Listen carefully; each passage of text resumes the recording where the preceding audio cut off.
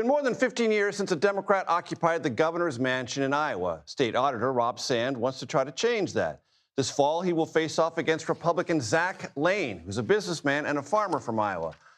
Election forecasters, including the nonpartisan Cook Political Report, rate this as a toss-up race. Here was some of my conversation with Rob Sand earlier today. In his victory speech, your opponent, Zach Lahn, said you, Rob Sand, are a captive of Iowa's agriculture and pharmaceutical interests. And that has given you reason to have a blind eye, his words, to a cancer crisis in Iowa. How do you respond to that? I'd blink and go, what on earth is this guy talking about? Okay. He says a lot of things. I can't explain that.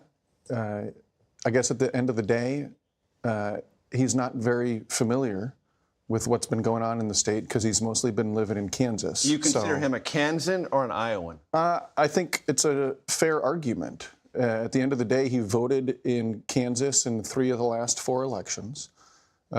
He opened up a private school down there that he was running after working full-time down there. A decade as a full-time paid political operative, also in Montana and Colorado. Most importantly, I think, is his own words.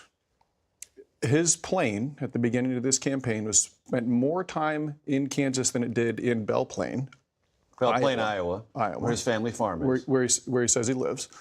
And when he was asked about it, he said, if I'm elected, I will change my living situation and I'll be in Iowa as much as humanly possible. Which I don't think most Iowans would find particularly reassuring. I mean, that's him saying, like, yeah, this wouldn't work for that, which leads me to ask just, why aren't you running in Kansas?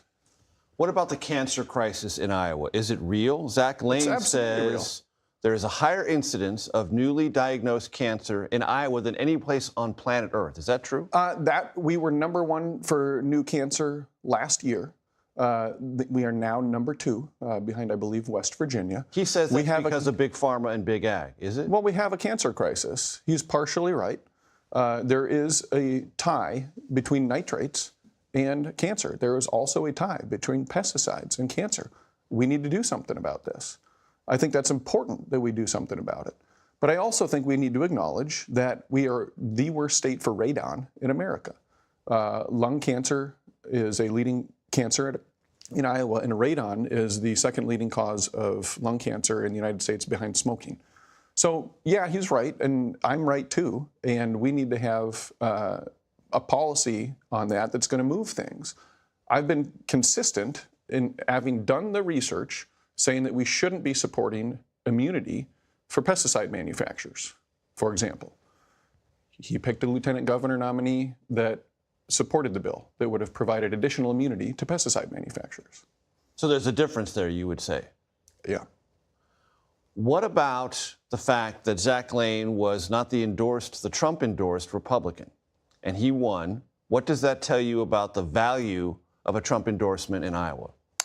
You know, I guess that's up to voters to decide. I can tell you this, he won this primary with 37.8% of the vote. I think that a lot of folks right now are looking around wondering, why are things so rough in Iowa? And when you remind them, well, we've had 10 years of one-party control and power corrupts, absolute power corrupts, absolutely. They say that's right, and they're ready for change. And he, just like whoever else would have come out of that primary, is essentially representing more of the same. He wants to continue Kim Reynolds' policies.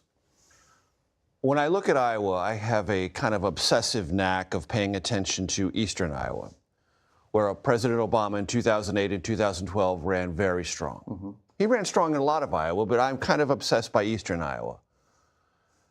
And then President Trump came along and reversed in some of the counties right along the Mississippi River in eastern Iowa.